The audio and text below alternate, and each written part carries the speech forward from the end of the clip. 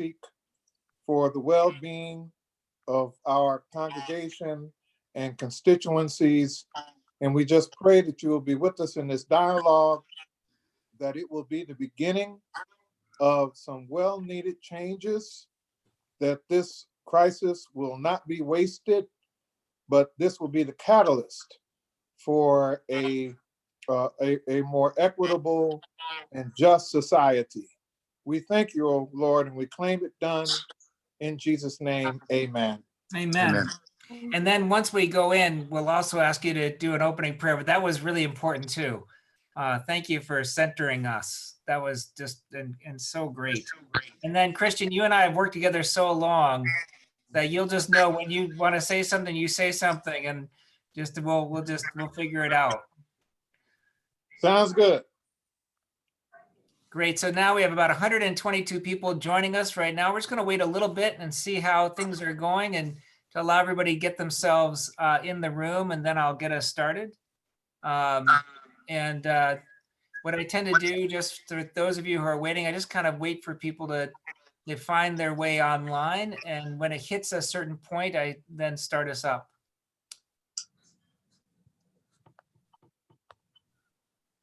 And we're still climbing. People are still joining us right now. This is just the nature of Zoom. It's like watching people file into a lecture hall or something.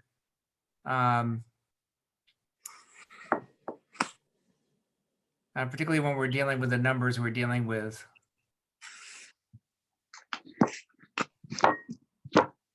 Okay, thank you so much for joining us today, folks. As I was getting ready for this this webinar, I actually found myself reflecting on a psalm, Psalm 133, verse 1. Behold, how good it is for people to live together in harmony, or brethren and sistren, depending on your translation. And I took that psalm as a bit of a promise, as well as something that has happened in the past through the blessings of God. It's something of a promise for us as we deal with this topic of rebuilding community in light of COVID-19.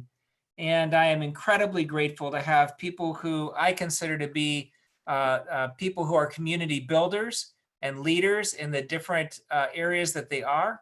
I am incredibly grateful to have Representative Mari Manoogian, who is our local state representative, and who is a wonderful friend and counselor, and someone who I am grateful for. Thank you for being with us, Mari. Thanks for having me. And we are also incredibly happy to have and honored to have Lieutenant Governor Garland Gilchrist, who has made time in his busy schedule to be with us for this incredibly important conversation. Lieutenant Governor, we are so honored to have you. Thank you for being here. Well, it's my honor to be here with everyone who's participating in this conversation. And then I have as our other panelists on this webinar, two leaders, one who is new to Michigan and was consecrated bishop on February 9th, Bishop Bonnie Perry of the Episcopal Diocese of Michigan. Bishop Perry, you've done an incredible job. As recently a reporter contacted me and asked me for a quote. I thought it was amazing, but they didn't print it.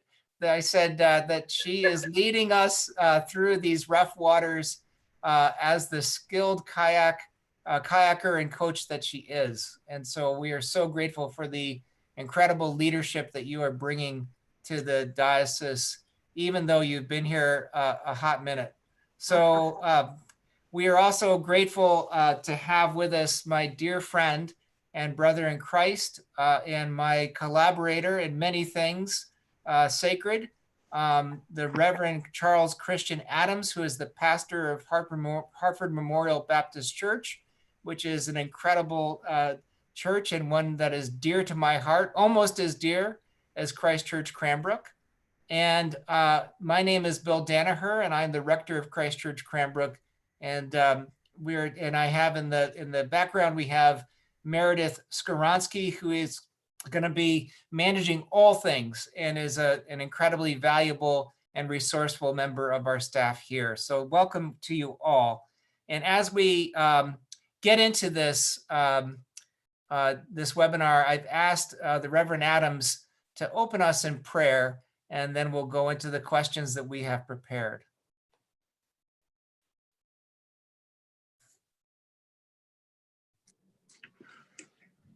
Let us pray. Our God and our Creator, our Sustainer,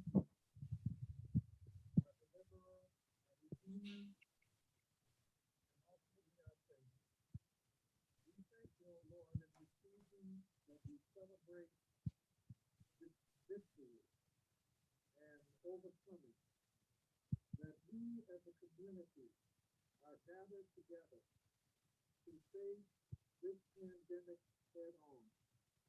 We thank you, O Lord, for the length, the breadth, and the width of our concern and of this conversation.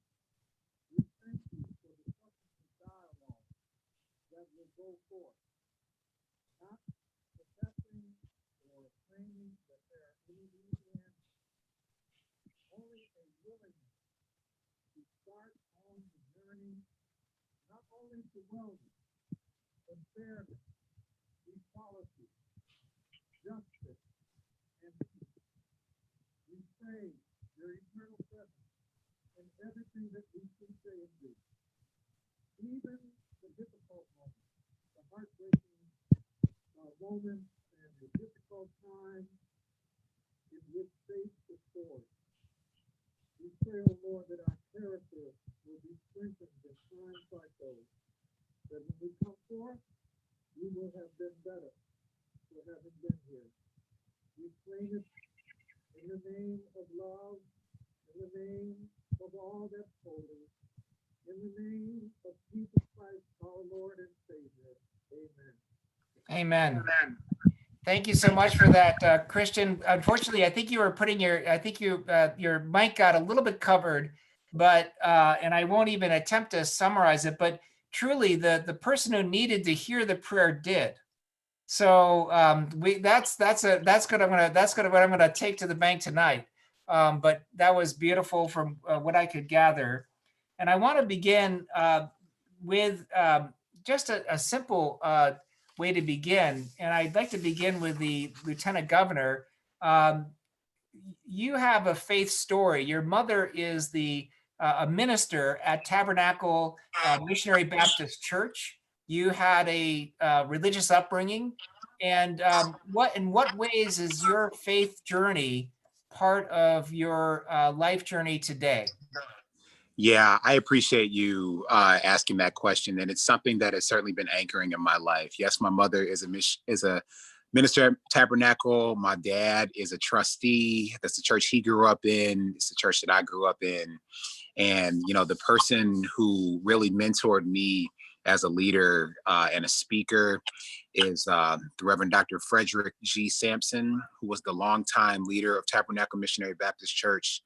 And I remember as a kid being in his office between services where he would welcome young people to just kind of sit in there with him as he was, drinking some water and having a snack between services. And he would just drop all of these just boulders of wisdom on us so effortlessly. And I remember that and just taking all of that to heart. And so, the way that really drives or is part of my public service is that, one, it reminds me that humility is the most important characteristic of a leader, because it causes you to be inclined to listen rather than to speak, and to welcome rather than to push away. And then the other piece is that we all have roles to play, and that my certainly faith upbringing showed me that everyone has different strengths and everyone has different assets and different capabilities, and that it's our responsibility to find the ways to draw upon those from other people so that we can work together in the best harmony. So that's what I try to think about as often as possible when I'm faced with choices as a leader. And I think that it's helped ground me and prepare me for this role. And certainly as we face something that none of us have neither lived through nor led through, it is a constant reminder and a constant grounding influence in these times. And I've had some benefits of being part of the special briefings that are given to religious leaders. And you've taken a major leadership role with that through, I think Dion Williams is the person who you work with. Yeah. Can you say a little bit more about what you are doing with those leaders and how that particular portfolio came to you? Yeah, I think that it's very important. I mean, certainly faith leaders, many people in our state look to their faith leaders for guidance and counsel in normal times. And certainly in extraordinary times, people are relying upon faith leaders. And so our administration thought it was really important to ensure that those leaders such as yourself, have important, credible, current, and accurate information that you can then share with the people who rely upon you. What's also true is that, people look to their faith when things get tough. And this particular, situation has made the act of congregating difficult and dangerous. And so I have really also wanted to challenge faith leaders to find ways to innovate in how they serve their people, because that's what they are doing as servants in their own right. As servant leaders, you have a flock that you're responsible for, and it is your responsibility to find ways to serve people in this time of need, to make sure that people are able to not only cope, not only to pray, but also so many faith institutions are providing direct service to people. And so figuring out a way to deliver those services to people that need them and depend on them in ways that are safe is frankly a challenge that faith leaders in the state of Michigan have stepped up to. And I'm really proud of that work and proud to work alongside them, make sure that they have what they need to be successful in it. Thank you so much. I want to turn to Representative Manoogian, who is our local representative, a friend, and someone who I am so grateful that she could make time to be here tonight as well. And I know from your background and the conversations we've had that you have a robust faith life. And as we go, folks, I just want to let you know, those of you, we have a lovely crowd tonight. Thank you so much for being here and being part of this and participating. We have questions and answers that you're going to be able to ask, and those are the ones we're going to be going to. And for those of you who are looking at your screen, it's at the bottom of your screen. You'll see Q&A, and you can type your question in there. And then when we get to the right place, we'll have some opportunities to pick up those questions. And we may not be able to get to every single one of your questions, but we will try to answer them. So going back to Representative Manoogian, if you could talk a little bit about your faith life and how that continues to motivate and inspire you and guide you.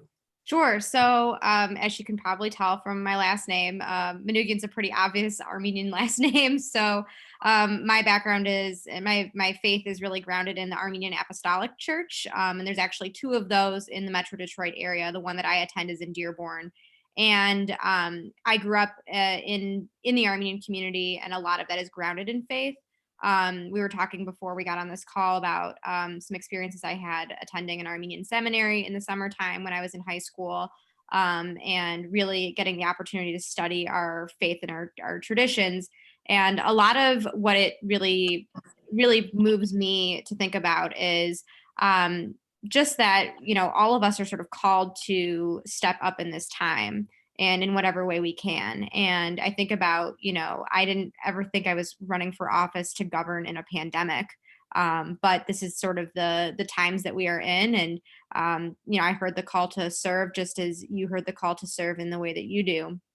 And so this is sort of, I think it's probably, for me, it's a much more general way that I feel grounded in my faith, obviously in a very personal way.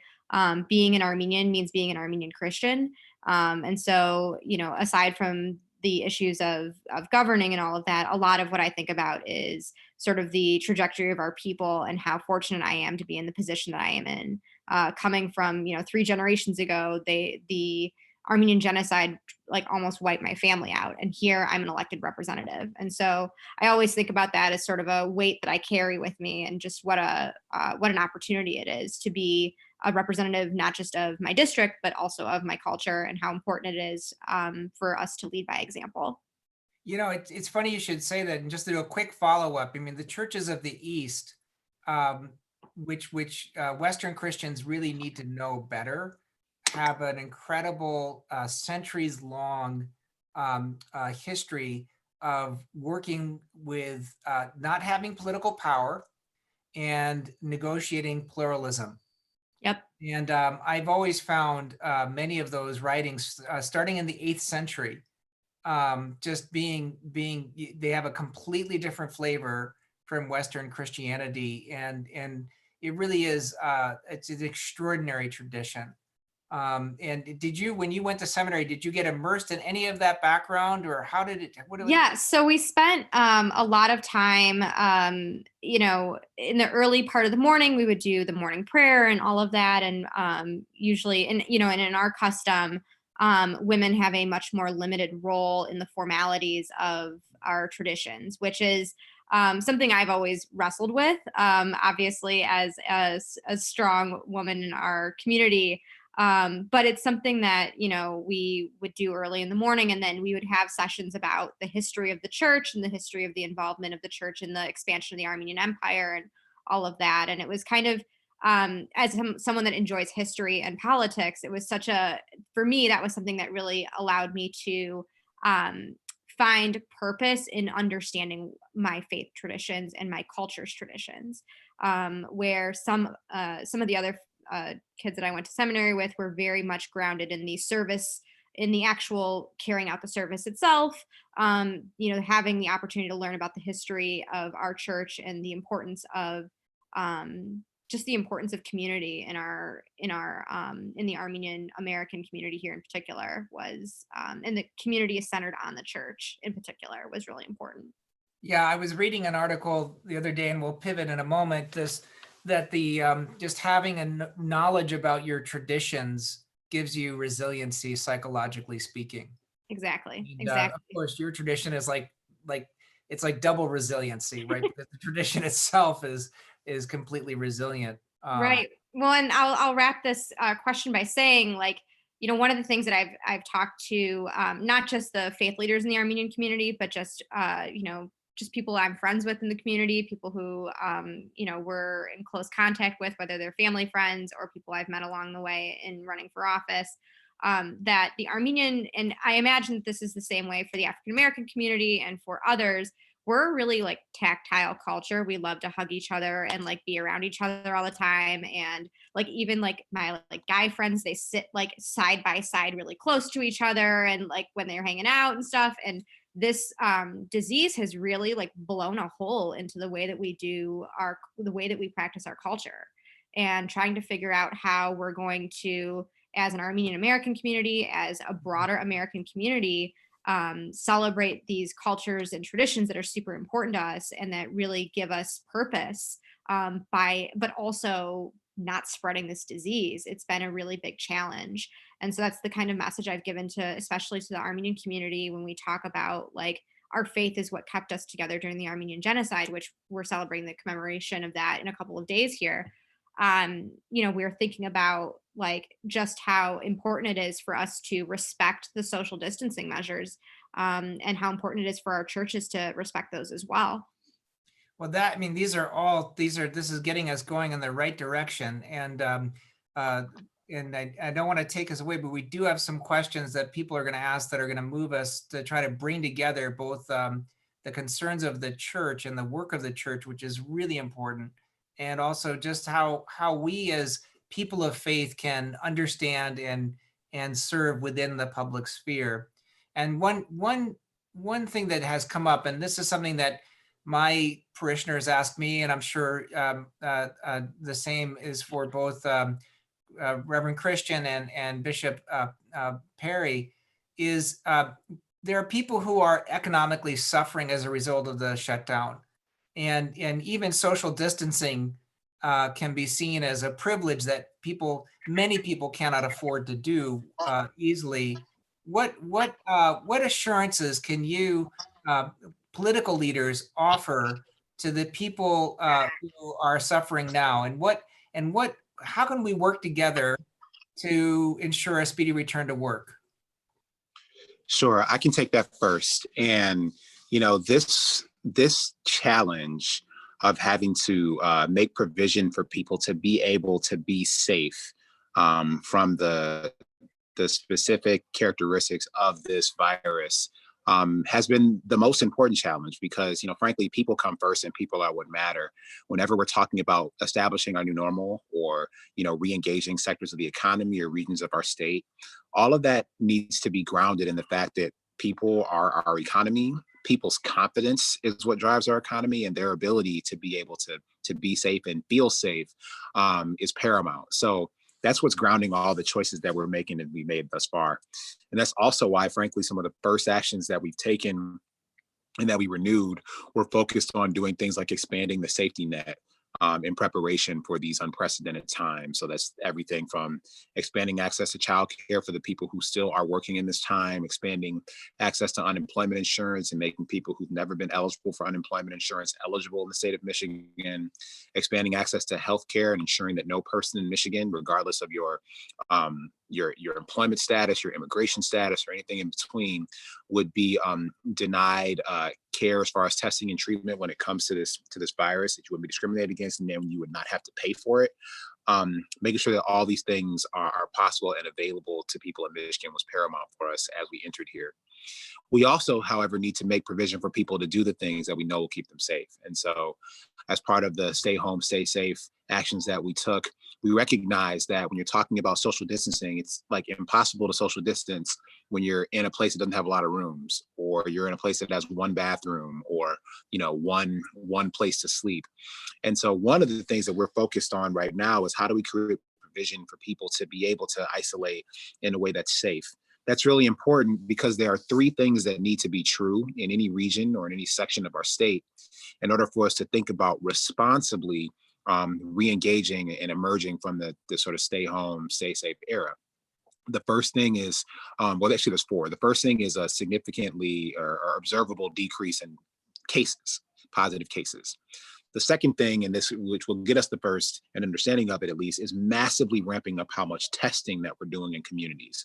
We've done a lot in the last 10 days to expand the testing protocol for who's eligible and able to get a test. But the truth is we need to have 2 or 3 orders of magnitude more tests in the state of Michigan. And there are a lot of reasons why that's not true, from the lack of a national strategy to constrained supply chains and everything in between. But nevertheless, we're working to ramp up that capacity every single day. And with more testing, we can have a better understanding of where the virus is present and how we can respond to it and treat it.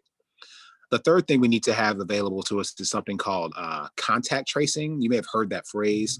What that means is that if a person tests positive, we need to work with that person to understand who they have come into contact with so that we can talk to those people and get them tested to understand if their exposure has led to an infection. That matters because that is literally how the virus spreads from person to person. And we want to know and understand that spread, again, to understand the scale.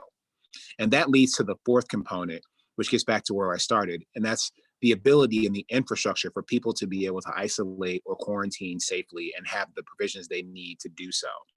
And so without that infrastructure in place, we will not be able to contain that spread.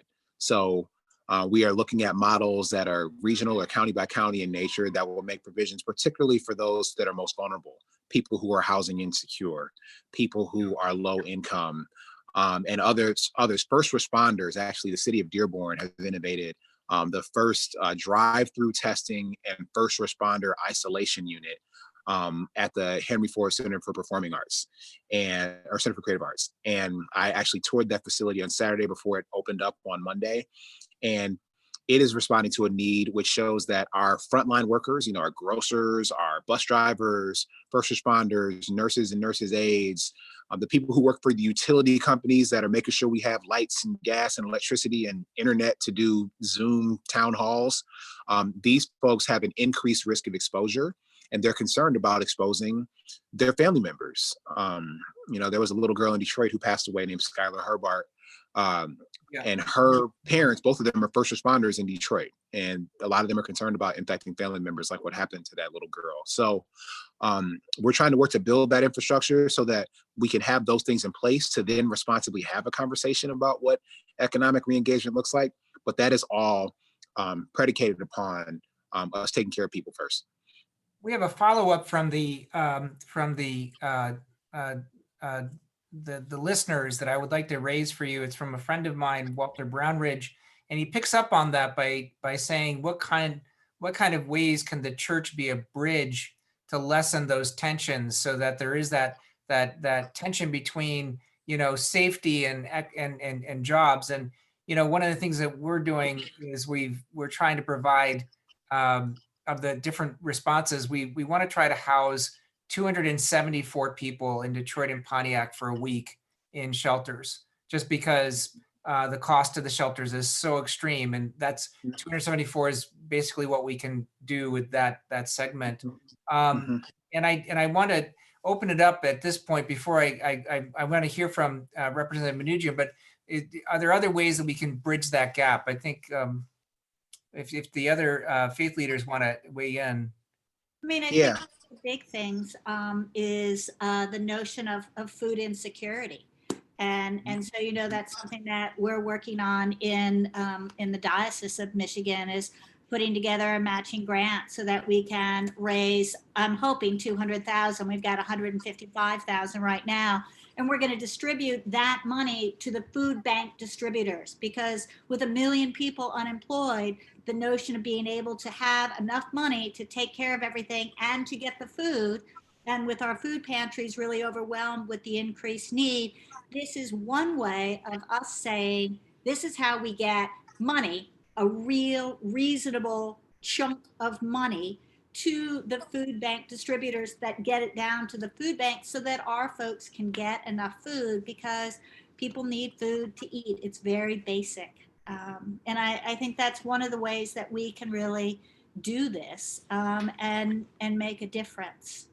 And Reverend Christian. Hold on, I'm going to help you. I'm muted. Yes, thank you. Got it, took care of you. I believe sincerely that if it's not practical, it's not spiritual. There's no conflict between that which is practical and that which is spiritual. There's no conflict between the church and the academy, and the church and science, and the church and politics, because our faith is always understood through the interpretive lens of the context that it emerges from, and it emerges from all of those contexts. Yeah.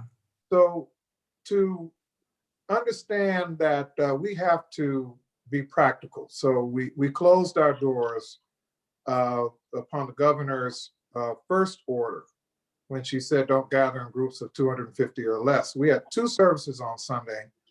That was very difficult to do, but and Father Danaher and I talked about this. It was the right thing to do. Public health is a paramount issue. That is the whole point of everything that we're doing. So it was just inconsistent not to take that very bold step very early on in the crisis, as it became publicly visible. But we are making plans when we do finally reopen for in-person worship and meetings, to have social distancing, provide provisions like masks for people. Right now, we are providing food this day. Between 9 a.m. and 1 p.m., we fed 140 people who came to the church and received food in partnership with Forgotten Harvest. Oh, nice. Also, we had a blood drive. We had 30 people. And I'll end with this. But it also must be said that we must hold our public servants accountable for the practicality of love. It's not a matter for me of whether it makes sense to make sure everybody has equal protection under the law, to make sure that everybody has equal access to housing, to make sure that everybody has equal access to healthcare, to make sure that everybody has equal access to employment, to make sure that everybody has an equal access to education. It's a matter of love. But love is the most practical principle in the world. Yeah. And if we were more purposeful and thoughtful in doing that, we never would have had the crisis in Flint. We would not be sitting around scratching our heads at the disparities between what's going on in the African American community and what's going on in other communities regarding to COVID-19, the infection rates and death rates. And the bottom line is this: even if you can't understand the concept of equity and fairness and justice and love, you know that we're all in the same boat now. I close with this. When I was a student at Union Theological Seminary in New York, they had the West Nile virus.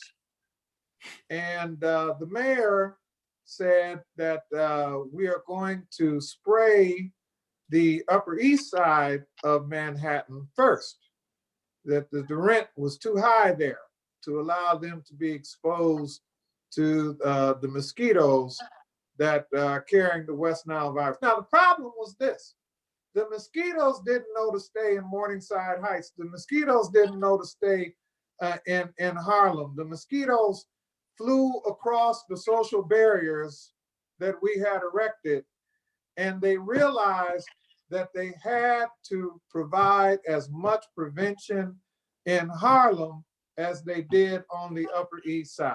And that's why I'm glad that we've got the leadership team that we have in place now. I don't believe in politicizing this because we're all in the same boat, whether you're Democratic, Republican, Independent, whatever you are, we're all in the same boat.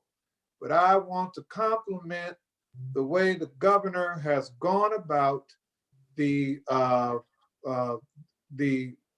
facing of this pandemic, and the lieutenant governor for heading up this task force that is dedicated to facing the inequities that we have tolerated far too long.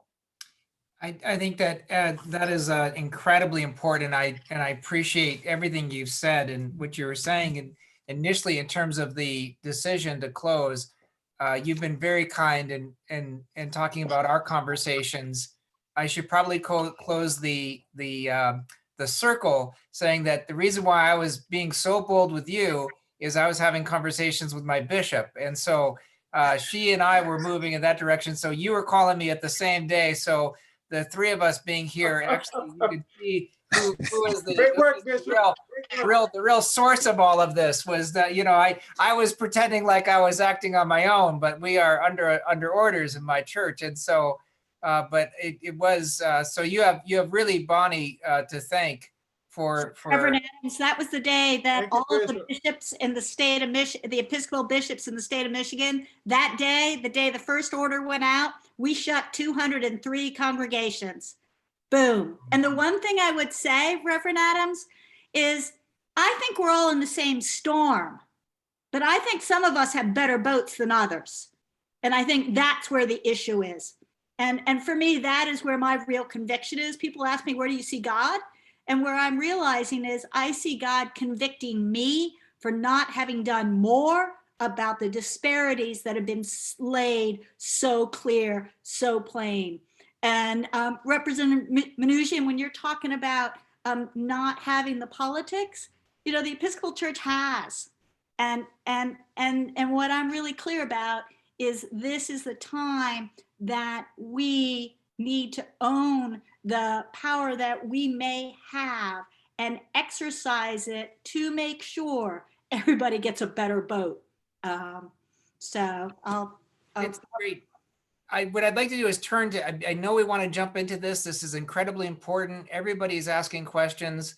At the same time, I do think I want to turn to Representative Mnuchin for a second to give her some opportunities to enter into this conversation, because one of the things, because of who she is and where she's from and how she got here, people have made comparisons between Representative Mnuchin and another young representative on the national scene from the New York area. And yet you don't see yourself as basically the Michigan the state legislature's version of Alessandra Ocasio-Cortez. You see yourself as your own person with your own kind of a view and approach and concerns about these things. Can you speak a little bit about that?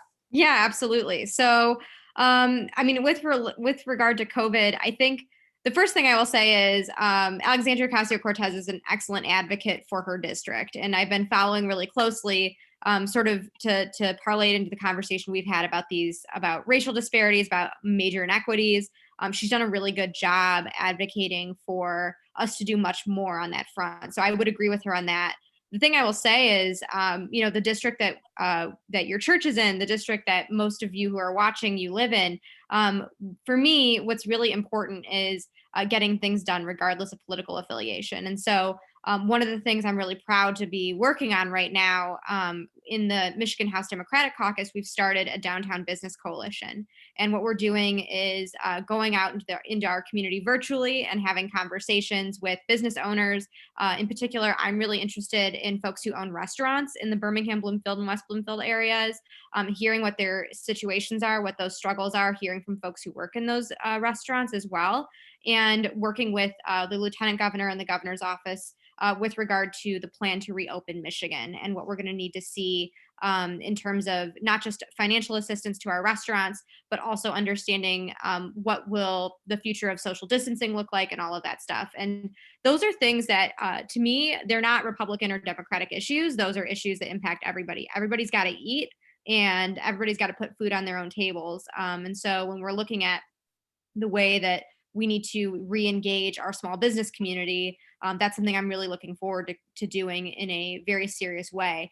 And we saw through the CARES Act, the issue that I really saw there was there's just it was so obviously distorted, and the finances were really given priority to major corporations in ways that we didn't expect them to be. And so that was sort of, I think, despite some really good efforts, that's a big challenge for us. The other thing that I saw that was a problem there, that I think we can go about solving in a bipartisan way, is a lot of the state and local dollars were really earmarked for populations of 500,000 or more. And so some of our cities in Michigan are just not, and municipalities are just not able to access those dollars. And so these are some major struggles that we're seeing now in this sort of phase 2 of stay home, stay safe. And it's something I really look forward to working with Lieutenant Governor and Governor on as well. I want to turn, thank you. That's wonderful. And I want to turn and drill down on the incredible work that you've been tasked to do, Lieutenant Governor, and to start to get us deeper into the issues. I think everybody shares the concern, and everybody is wanting to get involved, but to go into some of the complexities around the disparities and inequities that are existing. One of the things that has, as far as I've studied it, there are basically about 6 different dynamics that are at play here. And these are revealed in part by just the normal baseline for African Americans in Detroit, a behavioral risk factor surveillance system that was done by the CDC a few years ago found that 30% of African Americans reported that they were either having poor health or fair health. They didn't fall into the category of feeling well in the first place. So you had a pre-existing set of conditions that people were experiencing ahead of time that made them a bad risk in terms of how they would experience this disease. And part of that was because of the relatively few healthcare facilities or clinics where people can get access to healthcare in Detroit. Part of it is because of transportation challenges and the heavy use of public transportation during the pandemic for people who have to find their way to work. Part of it is the lack of health insurance, so that people can't afford the care that they need on a regular basis. Part of it is reluctance because of the cost of healthcare, and also the self-rationing of healthcare that happens, particularly for asthma, which is a major incidence within the African-American community. And then, other kinds of risk factors that are involved. Now, I want to take all of those as indicative of some structural injustices. And if you can maybe connect all of those to everything that we're facing, the unmasking that's happening through this pandemic can maybe help us to see things differently. Yeah, I appreciate that. I mean, the truth is there have been disparate outcomes in health, education, economic opportunity when it comes to race and ethnicity for generations in Michigan and in the state of Michigan. I mean, and in the country, frankly. So this is nothing new. I think what's unique is that COVID-19 kills people quickly. And so the mortality impact has been so much more visceral because we can see it in a matter of weeks. And so I think that's what has triggered certainly our administration has established this particular task force in response to COVID-19 to work to put immediate actions and recommendations on the ground to deal with that mortality rate. But this is certainly not the first time that our administration has tried to respond to disparities when it comes to race and ethnicity. Now, you talk about those structural things, there are many drivers for that. I mean, just straight up structural racism is one of them, and the way that sort of insidiously, covertly or overtly has woven its way into a lot of the decisions that were made to put those structures and systems in place. The placement of facilities and care, for example, the meriting out of health insurance, the discrimination when it came to car insurance rates, and there are a lot of reasons that have led to those. There's some other things at play too. When we talk about bias when it comes to medical care, we have some particular and specific concerns when it comes to the metering out of treatment, of testing and treatment. And what I'll say about bias that is unfortunate is that whenever there's a choice point, there's an opportunity for bias to present itself. And so in this situation where we have had just nowhere close to enough testing capacity in the state of Michigan, thanks to, again, a very limited pipeline from the federal government and difficulties procuring them from the private sector in the country and around the world, there were choice points about who should get tested. And all those choice points that presented opportunities for medical bias. So one of the first actions that the task force has taken is to do one of the proven interventions to deal with implicit bias, and that is to name it and to let professionals know that it exists and that they may be acting upon it.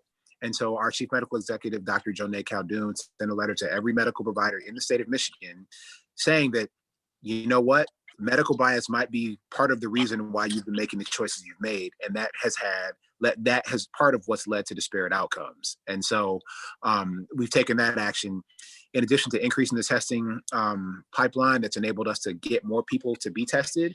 Whereas 2 weeks ago in Michigan, there are an alarming and heartbreaking amount of people. I mean, I did an interview with CBS this morning today that talked about a man named Keith Gambrell, who talks about members of his family going and trying to get tested and not getting tested. I mean, there are people in my life who that's happened to. And just to put this like all the way on the ground for you, I mean, I've lost 16 people in my life to COVID-19, including a cousin a day and a half ago. Oh, and so this is real for our community, the mortality of it. And so while this task force is seeking to put specific and direct interventions on the ground to deal with this in the immediate term, this is couched in a broader effort to address these disparities, that broader effort that started in our administration. During our first year, I led a tour on improving quality of life and health in cities called Thriving Cities that went to 19 cities across the state starting last summer. We established a task force on poverty that's looking at the multivariate impacts that fighting with persistent poverty has on people's lives and on communities. We established something called Healthy Moms, Healthy Babies in February that is specifically looking at the fact that Black women are 3 times more likely to die from pregnancy-related complications than white women, and that medical bias is one of the primary drivers of that because, bluntly, a lot of doctors respond differently to Black women who say they're in pain than white women. So we're trying to address these things in the context of the pandemic, but also lay the groundwork for longer term work.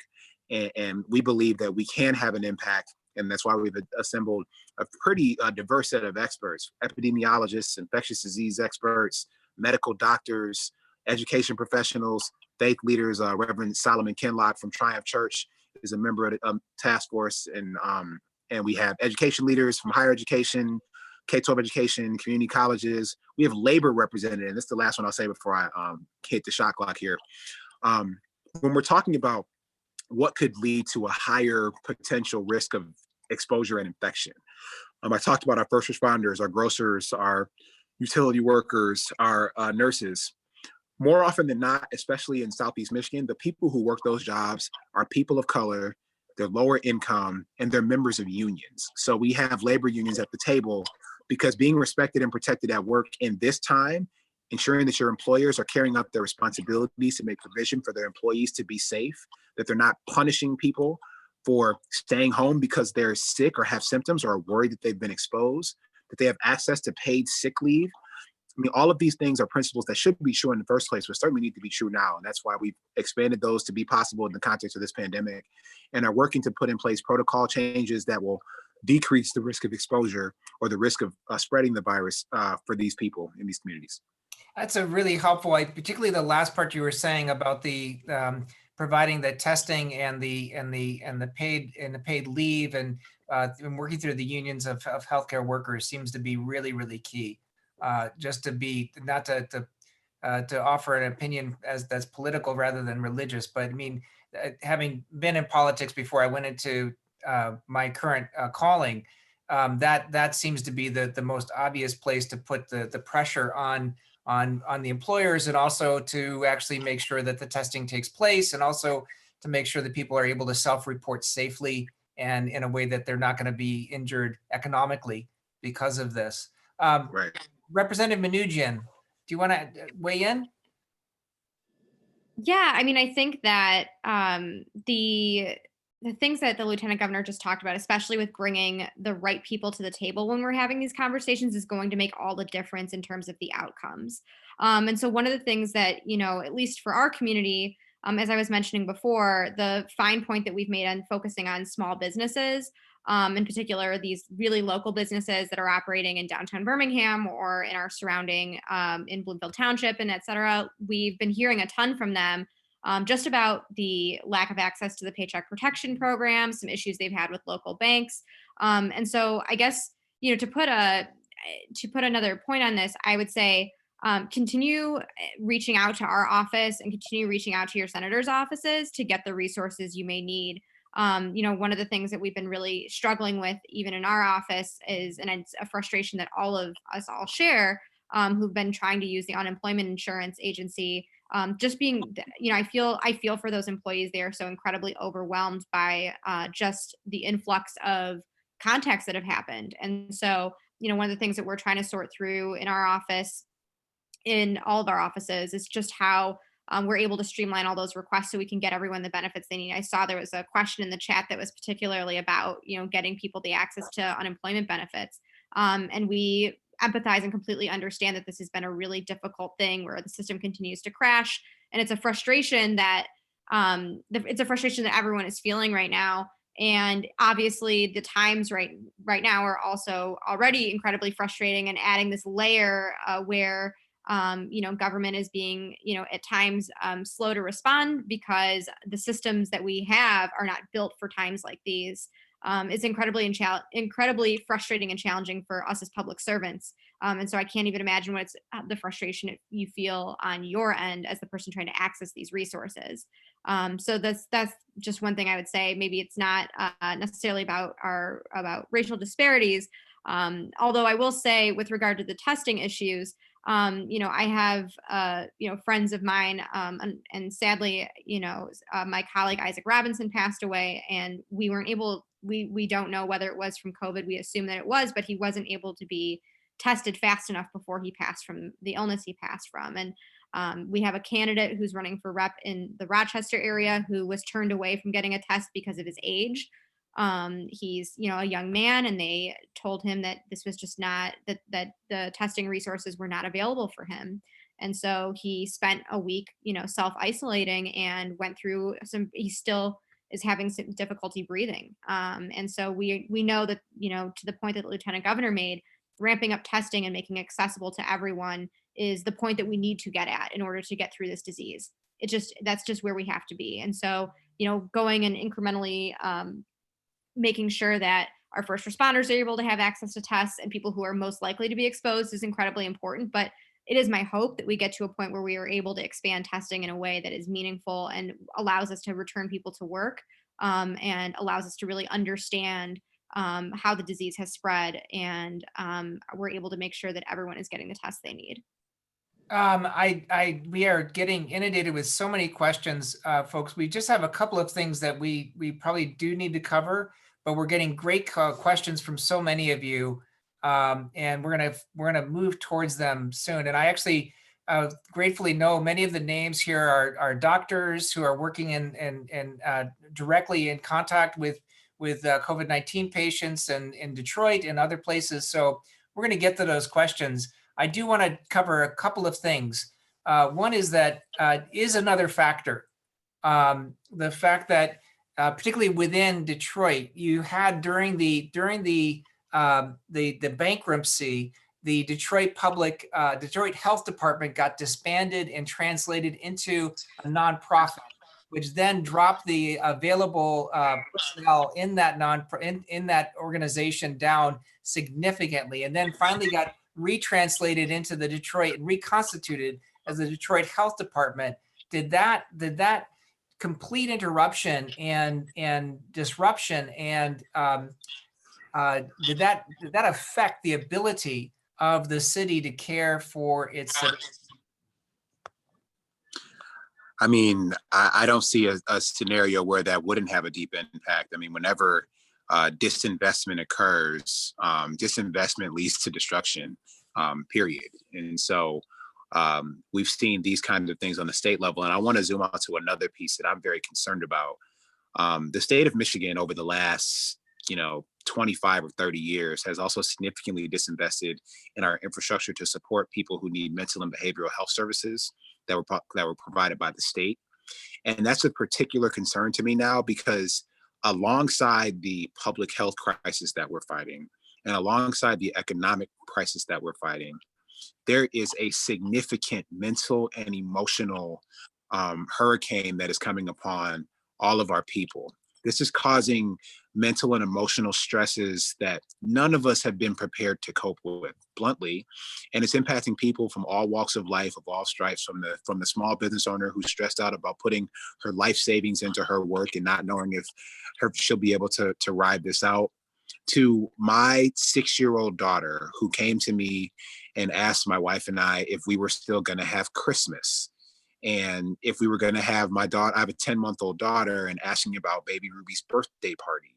And, all of us are dealing with this in these unimaginable ways. And so one of the things that's been important to us as our administration is finding ways to give people the resources to cope with that. So as part of our federal disaster declaration application, we lobbied to get crisis counseling covered by the federal government, and we were granted that request. And so we now have established what we call a warm line from the Michigan Department of Health and Human Services that people can call to talk to someone or to be connected with care to deal with these mental and emotional stresses, which are incredibly severe and impacting people all over the spectrum. We also launched this kind of innovative partnership with this company called Headspace. They make essentially an iPhone and Android app that enables people to practice mindfulness meditation. Right. And they've made some specific exercises available to the people of Michigan for free at headspace.com/MI, which is, I think, a pretty great partnership. And so I just want to recognize that I use that as an example because when you disinvest, you never know when you're going to need to fully call on these resources. And by disinvesting in those resources, we weren't prepared to be able to deal with this avalanche. And I mean, let's take it even to the unemployment insurance system. When you've had disinvestment in government technology, and now it needs to stand up in a way that is unprecedented, is not even a word to describe it. Like, no unemployment insurance was designed for this many people to be unemployed at the same time.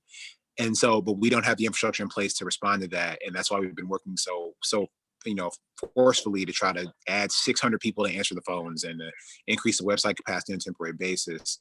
But this is tough. And I do believe, though, that we can get through it because people are banding together in ways that I frankly find it inspiring. People are having each other's back and filling in for one another. We've had state employees redeploy from other departments to help with unemployment. Just like you're seeing people step up outside of government, you're seeing people volunteer in safe ways to make sure that people have food, or that volunteering to call somebody who can't get visitors, volunteering to write letters to veterans in our veterans homes who can't have visitors, and all these kinds of things. So I think these are the moments that have really called out actually the best of our humanity. And it's something that I'm proud to have seen people in Michigan step up in this way. I need to, what I'd like to do is to just make a quick connection there with a question that came in from a psychologist. And he asked the question, obviously,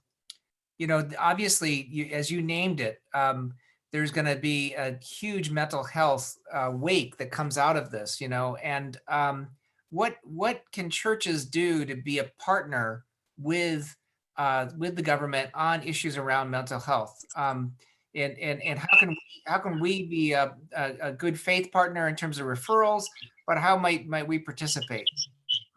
So, I mean, I think that frankly, a lot of people are going to want to talk to their pastor first before they talk to the state.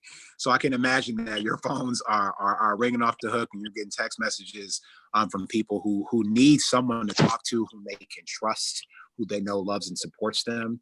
And that availability is going to be critical. So I would actually hope that your entire ministerial team is really available to serve people. All the folks who typically would be as part of the ministries that go visit the sick and shut in, hopefully they are available and on call to be able to speak with people who are going to need help during this time. I also think that church members should recruit from their congregation people who are able to be there and be just like a warm ear to listen to folks and to make that connection. You see, the thing that's ironic, the irony of this social distancing is that I think it actually has revealed how connected we all really truly are. That's something that people of faith, I believe, understand. We're one in the body of Christ. But I think this is being made plain for everybody, that we really depend on one another. We really need one another. That human to human contact is a primal yearning. And so we miss that. We're cleaving to that. And I believe that on the other side of this, we're going to value it much more. We're going to have much more substantive conversations. We're going to check in on one another more regularly. We're going to say, I love you a little more forcefully. And I think, so any way that you can sort of help stand in that gap during this time, either as leaders or as calling on members of your congregations to do the same, I think will be helpful. And as a state, like from state government perspective, certainly because you are eyes and ears and you know the people whom you serve, you can help us if people need to have escalations in their care or escalations in those services, and we will be there to provide them. I want to just jump to one last thing, and then we're going to really try to open it up, and I'm going to try to deal with as many questions as we have. I think I'm going to trust that we'll find our way through this. There are some who have argued that there are cultural issues that are in terms of just culturally appropriate communication. That was a significant problem from the beginning that prevented the African American community to be able to get aligned with the concerns around COVID-19. And this is from Greg Bowens, who is the head of the NAACP in Grosse Pointe, and who is a writer and commentator. And his argument is that things like working with the community or developing culturally appropriate messaging or making sure that the head of Michigan Department of Health and Human Services is more upfront as a person of color and a doctor who's giving good advice. He gives about 12 different ways in which there have been some cultural challenges. And to that, I would also add another interview that I did with a person who I respect, who's a leader in the African American community. And one of the things that she said culturally is that because of racism, that the African American community tends to have a high level of affiliation, right? Part of the reason why the Black church is the incredible force that it is that level of affiliation is so high, and that community is so important that it shores up and helps. But in this case, there were that drive to come together, to sit by each other, which people do, that actually worked against taking the steps that need to be taken. Is there any what is your review of that perspective? Yeah, I mean, I appreciate that perspective, both of them, frankly, because the truth is, this needs to be an all ideas on the table moment. And so certainly we have been working together with a pretty broad cross section of the community to try to increase and improve how we're engaging in particularly vulnerable communities. So whether you're talking about the Black community across the state, whether you're talking about migrant workers, whether you're talking about undocumented immigrants, whether you're talking about first responders, I think there are lots of sort of specific and targeted ways that we need to engage communities in ways that we know will frankly take hold. And, you know, in the Black community, it's kind of like the representative said about the Armenian community, that we come together when stuff gets hard. Yeah. And so that being dangerous has made this a particularly challenging time because we don't have that as a tool. Because that puts us at risk. And I think, you know, perhaps when this was less understood, that may have made our community more vulnerable in the beginning. And then the characteristics of this virus and how it spreads and how it can spread for people who don't know it, they don't have symptoms.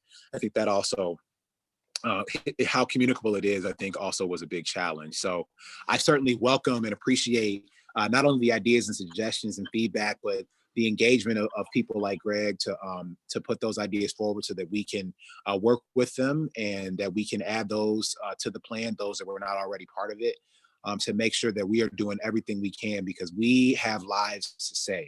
We want less people to die. We want less people to get infected and get exposed. And so I really believe that we can always improve and welcome everyone's engagement on that and bringing those ideas forward in good faith so we can work together for the betterment of saving people's lives. Reverend Christian. Yeah, I'm chomping at the bit here. I certainly agree with everything that's been said. And I'm sure that if Greg was here, he'd be able to clarify what you just said even further, because I really am not quite sure what he means by culturally appropriate communication. And this attachment, I get it, but we're dying because we have higher rates of diabetes, cancer, heart disease, HIV and AIDS.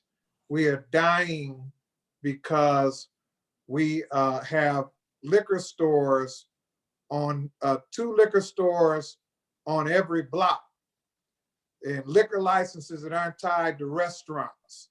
And all of that floods the community and it's going to lead to poor health. We're dying because your health is going to be tied to your economic and social status. It's connected. You know, we're dying because if your primary care physician is in the emergency room, then you're not getting the type of preventative care that will protect you. I don't know what they could have done. I mean, I feel like the governor and health officials certainly put the information out there. I mean, if you have hip hop dancers dancing, is COVID is dangerous, I don't think that's going to make a lot of difference. And I think when you start to look at the distrust that African Americans have with information like that and the health system, that is tied to a history of abuse, that is tied to a history of neglect, Yeah. that is tied to the fact that they really don't trust the physicians, and that gets back to the medical bias issue. If you don't seem to care, then why should I care? And the reason why the church has played a more significant role in mental health and things like that is because you've closed the mental health facilities, you've defunded the mental health facilities. And we've been complaining for years that when you start closing those hospitals and clinics and different things like that, those people flood our community. You can put a protective barrier up in communities that are more affluent. But those people are pouring back into our community, which further destabilizes it and further causes problems. The last thing I'll say is, when we start talking about solutions, I pray that they are going to give the lieutenant governor the resources that they need, because this can't just be an analysis. We've had enough analysis. And what was proven is that I want some of you saying you. No, it's all right. That's fine. It's fine. Not you. Yeah. But what is proven is people know that these disparities exist. Don't waste my time arguing whether racism is real and whether classism is real and all of that.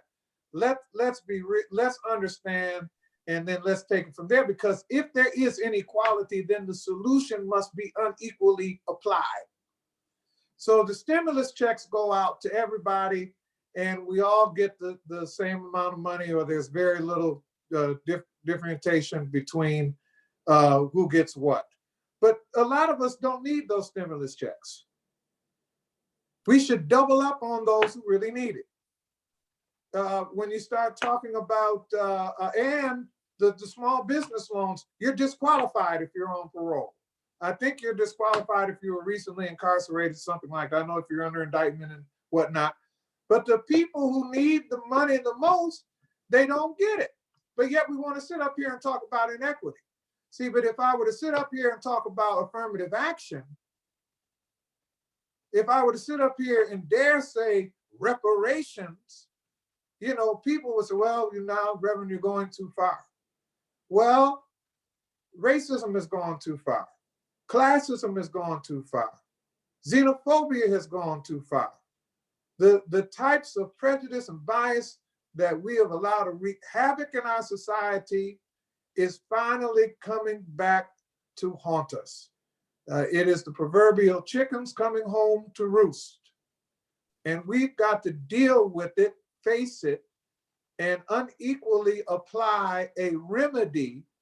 Because if a certain group in society is facing an unequal burden, then you've got to apply the remedy just like the problem is being applied, or we're going to be right back where we started from. And let me tell you something, if we're not all healthy, then nobody's going to be healthy. And I'm not even going to talk about the digital divide. Our daughters are in private school, Bill. Yeah. They'd have missed a beat. They just hit a switch and they're going to school every day. They are going to finish off the school year. And but the Detroit public school kids are not able to do that because they have not had the resources that they need to adequately integrate technology into the curriculum. Now we've got to face these problems, and we've got to try to explain that to somebody who doesn't live in Wayne County, right? But an undereducated or a non-educated young person, you don't want to meet them in a dark alley if they have gone astray. And not all of our kids go astray, most go right, but it only takes one to ruin your day. You don't want to meet the underemployed or the unemployed who have been pushed to the margins of society.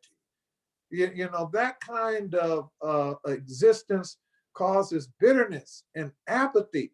And that's really what is driving, that kind of brings back to the original point, and that's where I'll end.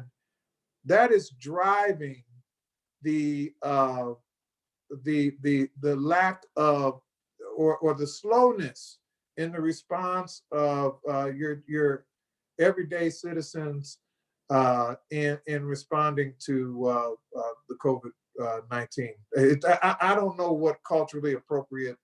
Well, I'm sure Bruce. As you know, I'll always be a student. I'll always be a student and never a teacher on these matters, right? But I will say, I mean, that is kind of Greg's position. But what I see you articulating that's different, that's incredibly important, is that it's not. The issues are that we are not investing in the youth and in the communities and ways that we have. And we've been overly permissive about other things like liquor stores, which are prevalent throughout Detroit. And you're saying that there's been a kind of weird science that's been placed to this, in which people have been allowed to have as many liquor stores as they want, but there's no encouragement to put in a grocery store. Now, I will say, in defense of some of the people who are purveyors of liquor stores, for many people who are facing a food desert, that's where they get their food, as you know, as well as I do. But having said that, it's not a good solution to that problem either. So, I mean, I think I feel that you're raising some really important issues, Christian. So thank you for doing that. And I do see that, particularly everything that you've said goes with the grain of how everything I've studied about African Americans in healthcare, because oftentimes the medicalization of racism, it is found in many, many contexts. So I think you're absolutely right. So I want to go to the questions, if that's okay, before I go to the questions, we're at 8:10. I think we should start to pick things, unless Bishop, is there anything you want to add okay, I'm going to keep us moving. And I want to thank, so many of you have written incredibly powerful questions here, and I'm going to try to do my best. And I ask your permission and forgiveness ahead of time. One person who has written is Dr. Fernander, and he said this: Michigan has been on the cutting edge of technology and engineering for generations. The automotive industry benefits from the factory labor of many of the African-American community. Can you ask the representatives if they feel the large manufacturers could or should be doing more in these communities? Yeah, I'll start. So I actually think that kind of ingenuity and manufacturing muscle that has driven the state of Michigan and frankly the whole Midwest for generations has been working to step up in the context of this pandemic. You've had Ford and General Motors retool their production lines to make ventilators and ventilator components and face shields for our medical professionals and our first responders. And I think that is important. Having said that, I think what the question is really looking at is the kinds of investments that companies make in the communities from which their employees emerge from. And I think certainly this kind of call to responsibility of these corporate actors is something that is very present in this moment. And we've seen Michigan businesses, large and small, really step up to answer that call, whether it's, craft breweries and distilleries making hand sanitizer, to people who make clothes, switching up and making medical gowns, to making surgical masks and everything in between. I've seen business owners try to work to serve one another as well as serving the public during this time.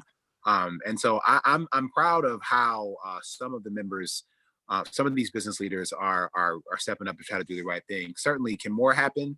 I think that's always possible. I think it's always possible to dig a little deeper. And so I appreciate it and agree with that challenge to call for all of us to look inside ourselves and look inside our institutions and think, what more can we pull out so that we can serve more people, that we can help more people in this time of need that is deeper than any need that we've ever addressed. And I think if we are always asking ourselves that question and challenging ourselves in that way, I think we can continue to find answers. Yeah, and I think to follow up on that, I just seeing in the news the layoffs that have come with some of our healthcare facilities because things have shifted in ways that they hadn't anticipated. And I'm thinking a lot about in our communities how a lot of the workers who are being laid off in these healthcare facilities, a lot of them are women and a lot of them are African American, given the kinds of layoffs that are coming. And it's an incredibly frustrating thing for me to see. And I'm sure it's equally as frustrating for the lieutenant governor, knowing that there are these challenges and that we do have to start making these shifts, but knowing that we are continually asking the same group of people to step up time and time again and take a cut or take a back seat or, give up a little bit of their paycheck or give whatever it is, like take a cut here or there. We ask the same people to do that constantly. And at some point, we are going to have to, as leaders, really dig deep and understand that this can't go on like this any longer. And I think, to your point about the manufacturing and whether companies need to step up, the answer is absolutely yes. And, one of the things that for me, I am continually trying to do in our community is make connections between some of these corporations. For example, a lot of these tech companies are doing very well right now because we are all forced to be using their products. And so we have some really large companies in Michigan that are open to being generous donors to make sure that our community members are able to get the resources that they need.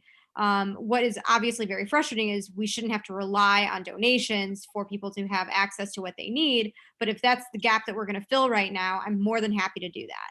And so, there are some companies that are doing their part and they are stepping up. Obviously, as the Lieutenant Governor said, I think there's more that can be done.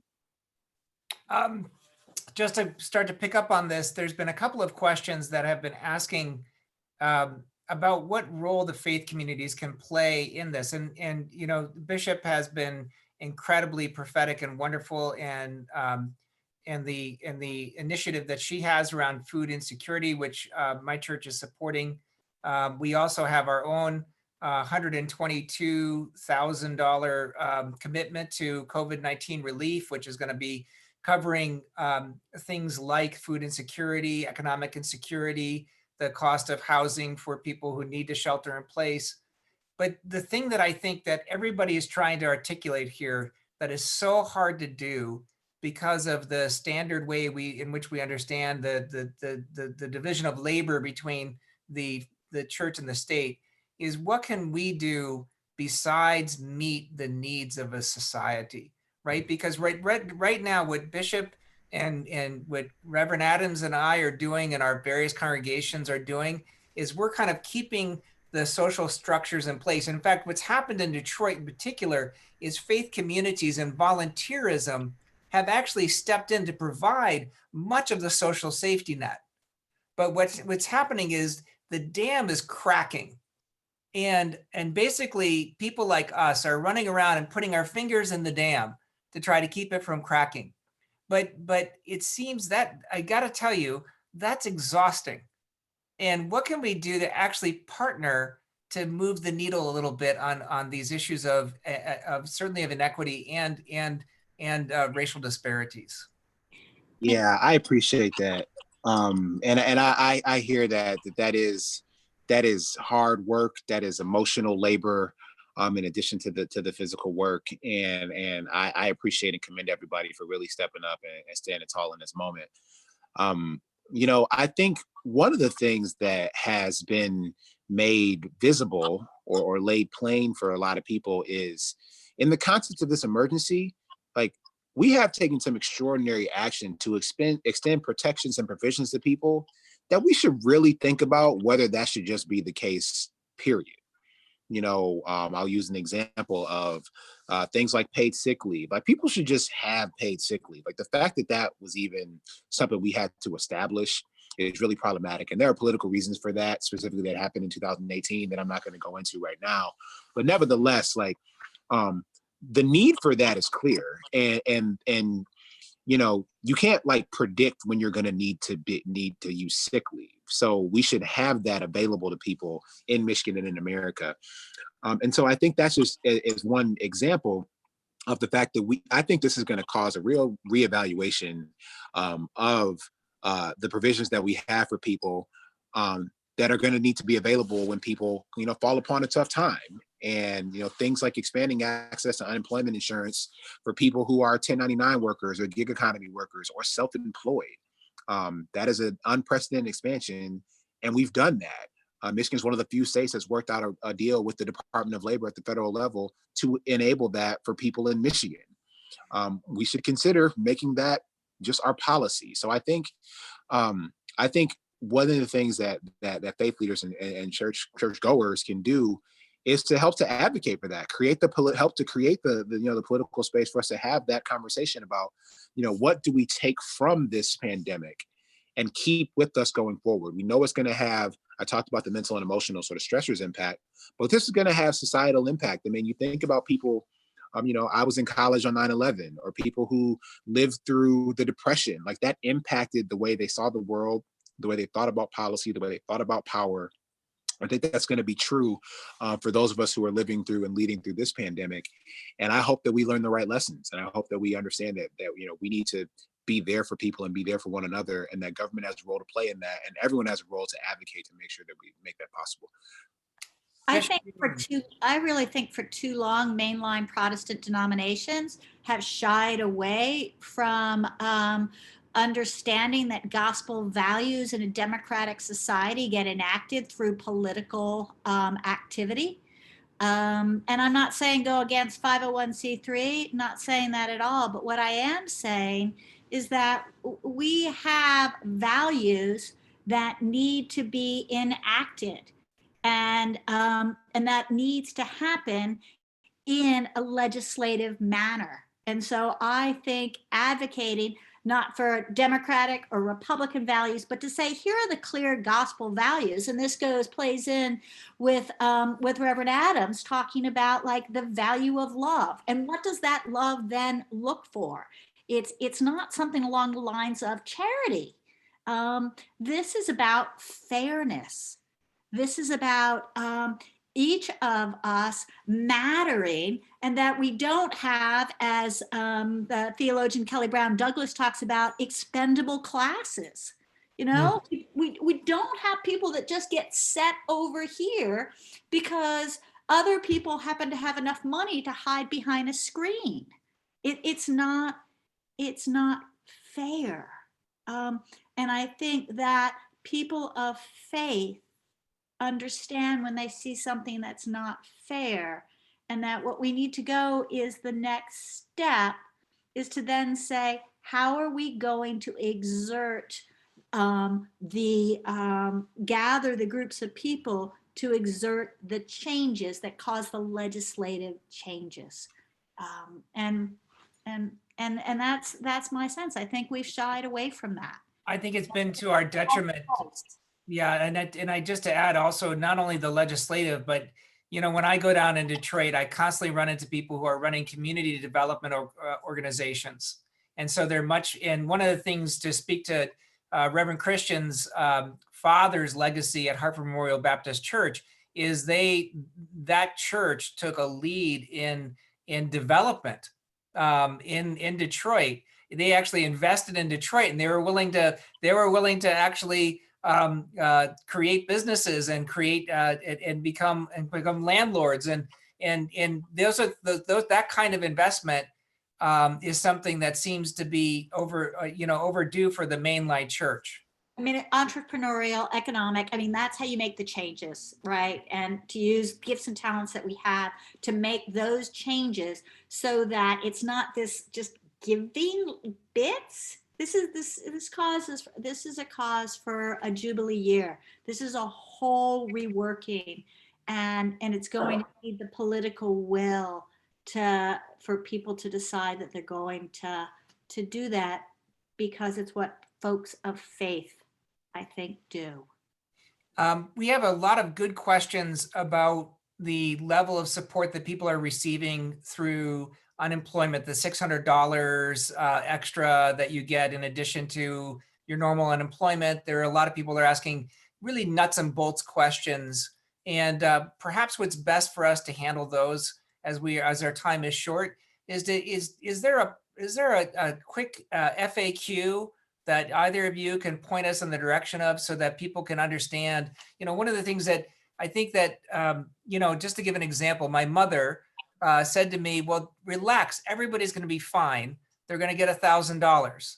I was like, well, Mom, that goes really quickly. My mom's in her mid 80s. Really, you have no idea how quickly that goes. That's a lot of money. It's not going to cover anything. Right. And so and yet, a wonderful person, mother. Yeah.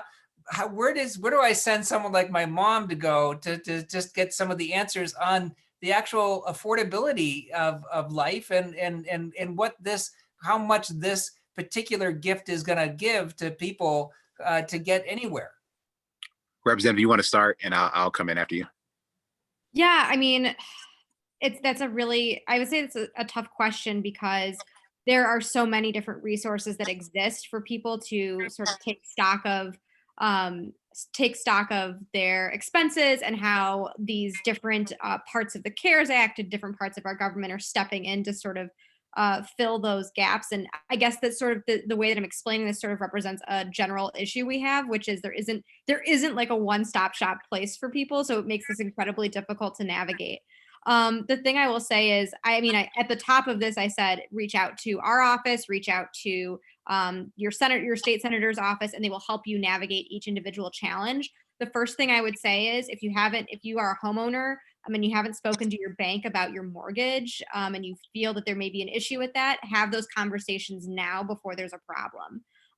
That is something that when when I came into office, I had a bunch of conversations with people from the banking industry or from the medical field. Everybody comes through and sort of introduces themselves, and one of the first things that folks particularly from community credit unions said was, in order to keep people in their homes, it's really important that we have those conversations very early. So that's really, really important. The second thing is, the michigan.gov/coronavirus website has a ton of FAQ documents for how to navigate some of our resources that we have as a state. And those can be, challenging and frustrating to deal with. So I would say the third thing is, again, reach out to our office so we can help you navigate that space.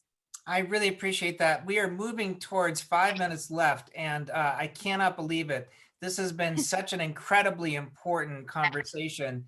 I feel like we should just all get a drink of water, come back, and just keep going. And I think many people would still stay with us because there are so many great questions. And I want to say to everybody who sat in on this, thank you so much for being here. I want to close by asking each of us to very succinctly answer the question, what gives you hope right now? All right, so I said it a little earlier, but it is worth repeating. Again, the irony of social distancing is that it reminds us how connected we are. It magnifies how important our relationships are, how reliant we are upon one another, how the degree to which the individual choices that we make, the actions that we take, how they directly impact our community's collective well-being. And so when we're on the other side of this, I am so hopeful about the new practices in relationship building and management that we all will come equipped with. We'll call more often. There'll be a lot more video chatting for face to face. We will, hug each other a little tighter. We will have deeper, more thoughtful conversations. We will tell people how we feel. We will say, I love you. We'll break bread and we will laugh harder. I mean, I just think all of this will be different and deeper as a result of us coming through and surviving this pandemic. And I think that will be one way not only to honor those who we've lost during this, but also to value those who are still here. And so that I think so much beauty will come from that. I think so much will come from that as far as new partnerships and innovations that will lead to innovations in our relationships as well as innovations in our economy. I think new business models will be dreamed of during this time. I think new inventions will come to bear in this time. And so I am very hopeful because the people of the state of Michigan, our history is building something when we thought there was only blight. Our history is innovating out of what others had thrown away. Our spirit, our DNA is built up in taking the things that are here for us, that are left here, and making something beautiful and magnificent and powerful from it. And so I think that is going to be Michigan's response to this pandemic. And I look forward to that. That is what is going to meet us on the other side here. And I know that I'm hopeful about that future. When I hope that at one point you'll come back and do a webinar on technology and social justice, because I think one of the things that you bring to this table that is special is your background in technology and the way that can facilitate connectivity. Let's go to Representative Manoogian. I'll be really brief. Mine is a more tangible, although every time the Lieutenant Governor speaks, I am always envious of his oratory skills. But I will say one of the things that has given me hope is seeing members of our community step up in all kinds of ways that I didn't expect were possible. One group in particular, Flag Metro Detroit, the Frontline Appreciation Group, was started by a handful of women in Bloomfield Township and has since raised several $100,000 for feeding frontline workers at hospitals across Metro Detroit. And in concert with that, what I thought was really awesome about what they were doing is they partnered with small businesses. In particular, like I used to flip burgers at Hunter House, and they've had Hunter House deliver burgers to nurses and doctors in Beaumont and Troy, as well as in Royal Oak. And I'm seeing the ingenuity of having and they partnered with the St. Clair Community Foundation, and the ingenuity that these women had where they partnered with existing organizations and existing businesses to deliver things that people needed. And so I thought that was really cool. And it's one of those things that really moved me to see that that was something that developed just organically in our community. Well, and we actually have been in touch with them and supporting them. We gave a $19,000 gift to them over Easter because That's of the amazing. incredible work they did. Yeah. Let's go with Bishop Perry. I think what gives me hope is the number of people whose hearts are breaking open. Because I think when we share a collective grief, there is a bonding over that is not easily forgotten. And I think when we have that breaking open of grief, there's a connection, and I think there's also this complete and utter understanding that we cannot pull this off by ourselves. And so I think there is a lot that in many, many, many places, there is an absence of arrogance that is filled with compassion and courage, and a real looking towards God, and toward our neighbors. And I don't think any of us will ever be the same again. And that gives me a deep abiding hope. That's exciting. Thank you. And I appreciate that. And let's turn right to Reverend Adams, Reverend Christian. This whole evening has given me optimism because the dialogue has been substantive and it has been broad. Too many political conversations are politically motivated. And in the church, oftentimes we major in the minor. We're so concerned about putting up flashy not shows, but you understand, presentations that oftentimes we miss the weightier matters that we are discussing and engaging tonight. And particularly for the Lieutenant Governor being present with us, it has deepened our discussion. It has lended this meeting another level of importance and credibility because he has a lot to do and a lot on his plate. And he is at the center of this.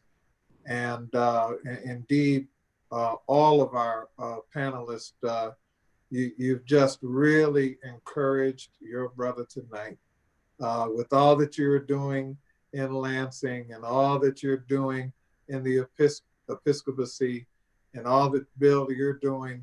Let me tell you something about Bill. He gives me optimism all the time, because if we're ever going to arrive at the day that we all pray and hope for, we need people like him. We all got to work together, and we all have to see our shared interest. And it's not just race and class, it's gender, civic protection, civic participation, civil liberties, gender, whatever the issue. Bill is a courageous man, and willing to take it on. And a lot of people are willing but not able. They're ready, but they're not prepared. But Bill is a first-class theologian. He is a top-notch administrator, and he has a tireless work ethic. And those who know him know that I am not exaggerating in anything that I said. But Representative, you give me optimism. Bishop, you give me optimism. Bill, you give me optimism. And everybody who has participated. And I want to especially thank the Lieutenant Governor and his religious and spiritual attaché, Dion.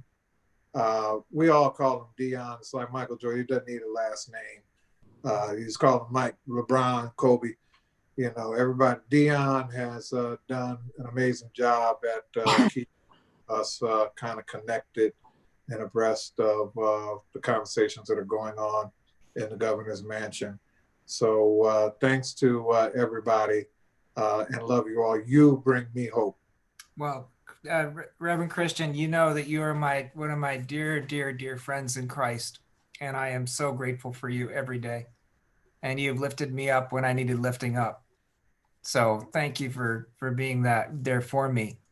And I appreciate you from the bottom of my heart. And I want to say to Representative Manoogian, thank you so much for making time to be here. I really enjoy our conversations, and I'm grateful for you. And to the Lieutenant Governor, you know, this is the second time you came to something I was at, but this time I got to invite you. I've watched you do incredible work in this state, and I am so grateful for your availability on this, and also your passion for this, and for your incredible commitment to these issues that need to be addressed. And so I'm grateful for you. And I also, what gives me hope, just to turn before I go to the bishop to ask her to pray, what gives me hope is I have a bit of I'm a historian a little bit. And, you know, you did not have a social safety net in Britain until you had the Battle of Britain. And it was when the British populace was brought together and had to hold themselves together in tube stations and ride out the bombings, that they suddenly realized that they had a lot in common. And it was from there that you had not only, 5-day work weeks, not only the child labor laws, is not only the National Health Service. The UK came out of that experience understanding themselves as a whole people. And my hope and prayer is that we see ourselves as a whole people again. That's what gives me hope. Bishop, thank you so much for being here. You're my hero. Would you please close us in prayer? I don't know if I've really been around long enough, Bill, to be a hero, but well, that's you. It's the shortness of involvement that helps it, right? Let us pray. I'm going to take this from the Book of Common Prayer. The Lord be with you. Also with you. Thank you. Keep watch, dear Lord, with those who work or watch or weep this night.